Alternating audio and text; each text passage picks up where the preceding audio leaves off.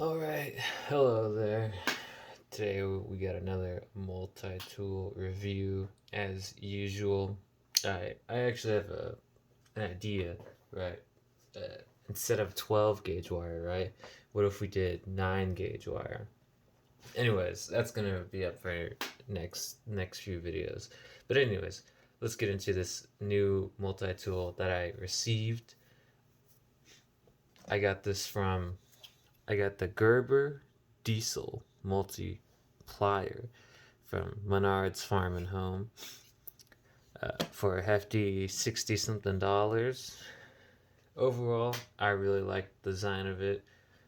It is a Gerber tool multi-tool, so it is of decent quality. For $60, there are definitely some companies out there that would charge more than $60 for this, so it ain't bad. And plus, it is a little neat. It has a retractable plier set inside of it with a little locking mechanism. So it is pretty neat. But let's talk about tools as of now. So as you can see, we have the generic pliers that are able to retract in and out. They don't go in all the way for some reason. I don't know why they did that, but oh well. You can't. Nothing can be perfect. It does not lock in there when it's retracted inside, so it can fall out. But that's also neat in case you just want to flick it out or something like that. I've been able to do it one time, but I usually just go like that. It does lock whenever it's at the top, so it doesn't go back in. It is a little bit wiggly unless you put pressure on it, but then it becomes solid, so I don't really care too much about that move. It comes down to a pretty fine point in the pliers, into normal pliers, into a wire cutter, which I have not tested yet, but it looks pretty good. The plier heads are also fairly thick for a regular pair of pliers, so they are definitely stronger than usual. I question the strength of this little mechanism right there. I haven't tested them too much because I've only had this for a couple days, but I might make an update video on these because this is quite the curious tool.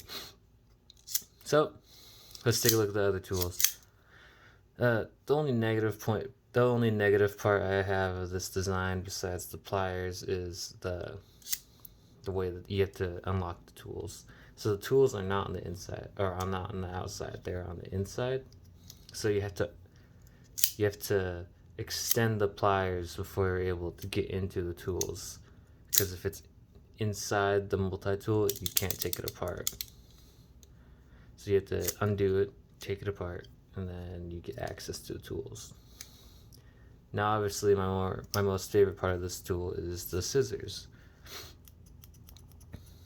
They're pretty good, pretty large, and they have the snipping noise. It does have a little spring mechanism that I think if I were to, it doesn't seem that fragile.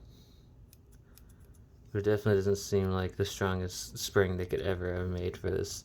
But overall, they're pretty good scissors, pretty large for a multi-tool. It does have a locking mechanism, although the locking clip is plastic, so that is a questionable design. So next up is, if I can get it out, I have to take out the scissors probably. Next up is a little loop, in case you want to tie a string and then pull it. That could be useful, depending on what you want to do. Next up is a flathead and a bottle opener. I don't know what this is. Maybe, nope, not a wire stripper, just a normal tool. It's a little flathead / a bottle opener, not bad at all. Fairly well shaped and grinded. Seems kind of tough. although that joint, or not that joint, but that bridge between the flathead and the bottle opener is pretty thin. And I think if I were to work with it hard enough, it'll just snap off. Next up, we have a can opener, which is actually fairly well designed compared to most multi-tool can openers, and I would definitely prefer using this one over a lot of others that I've encountered. It is not completely sharp, but you don't want it to be completely sharp. It is a fairly well-made can opener. It doesn't look too fragile. It's not the pointiest point in the world, but it would work. Like I said, I'd prefer using this one over many other multi-tool can openers that I've encountered. Next up after that is a saw. I have used this saw. I personally don't find it very useful. These teeth are really big, so they get stuck in the saw, and because it's a multi-tool, you don't really have much leverage on a piece of wood or your multi-tool in the first place. So it's kind of hard to saw wood with it.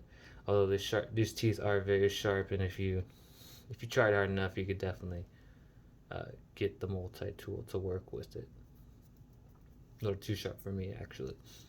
So that's all we got on this side. Interesting little mechanism. Has a spring, and then these all lock in there nice and neat, and it is straight with the tool, so I do like that.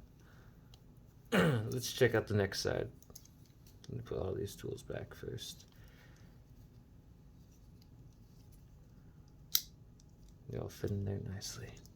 Next up, my most favorite part of this tool probably is the file. So let's take a look at this file. So this file is fairly well made.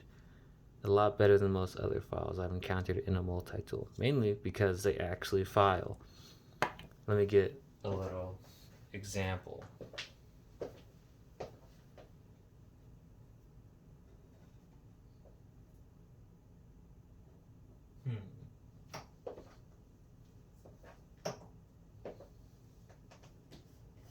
Trying to find something that would accurately represent how well it files. Let's just use pencil. Alright, so we got a standard number 2 pencil, wooden. Now let's take a look at this file.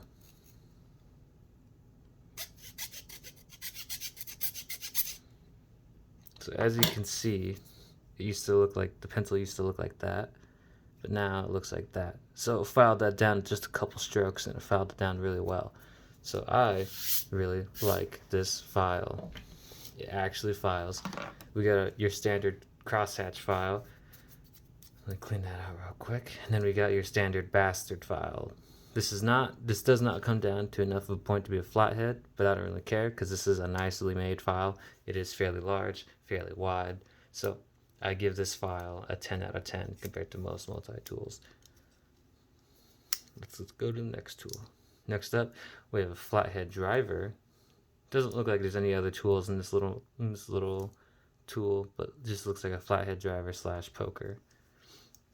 Next up is a Phillips head screwdriver, which is, on the contrary of how flat it is, fairly well made. It is well grinded, well shaped, and it looks like they had a dedicated machine to actually make this. Now let's compare it to another flat multi-tool flathead. If I can find the gold standard. There it is. Alright, we got the gold standard right here. Let's open this. Oh, wait, we don't even have to open this one up to get the Phillips head screwdriver out. We just do this. Now, in comparison to the diesel, this is kind of mediocre. The shape is not as well defined. Kind of roughly made. It probably would do just as good of a job if you really wanted it to, but it's a little smooth. So this is definitely a better alternative compared to the golden standard, and I do like it. Next up, we have your large flathead. kind of a lot of flatheads, kind of unnecessary. I wish they made something else like a wire cutter, or not a wire cutter, but like a wire stripper or something like that. But oh well. Another flathead. And then last but not least, we have the knife. So the knife has an interesting design. Now I've been needing to strip some wires with this, and I wanted to see how it did, so I carried this with me for a day or two, and I just used these little teeth or serrations to to strip the wire, and it definitely did work. Although these are really sharp, so I did not. A little too sharp for my liking. This blade is really sharp, although this blade does go to a pretty thin point, so I'm worried about breaking that off in case I ever have to do some real work with this thing. Otherwise, this knife is perfectly fine and really valid for a knife, and it definitely does work. And then, as I've mentioned in other videos, this multi-tool has that matte finish that I love oh so much for multi-tools. It just gives them a little more grip on things than other multi-tools. Let's see here. Overall, I would give this the new gold standard if it was a little more perfected. Like if this went in I would give this the gold standard title if this went in more, and if the tools were on the outside instead of the inside. Because I've had so many times where I'm like, ugh, I have to take out, and then that's just the whole process instead of just being like out of the side. And then also I can't really, this is a very large multi-tool, almost as wide as the golden standard, but it is about an inch longer in length. I'd rather have a wide multi-tool than a really long multi-tool, but the length does help me out, especially with that file. Let's compare it to my smallest and favorite multi-tool as of right now.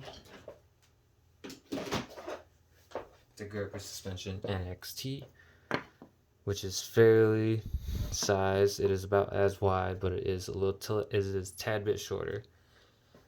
I would consider this a lot more handy and a lot more dandy if it had like a pocket clip on it, like this one, which is why I carry this one around the most, just because it's easiest to carry around with that pocket clip. But it did come with a sheath, which is just a Velcro nylon sheath, which isn't terribly made. It is fairly tough. It does have a belt loop, or I guess 2 belt loops or something like that. Velcro is relatively tough, and the tool does fit in there relatively snug. Hold on. Ugh. Look at that. Ain't bad at all. Would I recommend this tool? For $60, I would not. I would recommend getting something like this Gerber original suspension multi-tool that is approximately $40 instead of a $60 multi-tool, which is not as useful. It is a fairly nice multi-tool. Would I buy it again? No. But overall, its rating, I would give it an 8 out of 10, just due to the little flaws that add up. I might start carrying it from day to day and might give it another review here soon. But as of right now, it is a solid 8 out of 10 due to how inconvenient it is. That's the only way I can describe it, is an inconvenience. But otherwise, that is it for the Gerber Diesel multi-tool.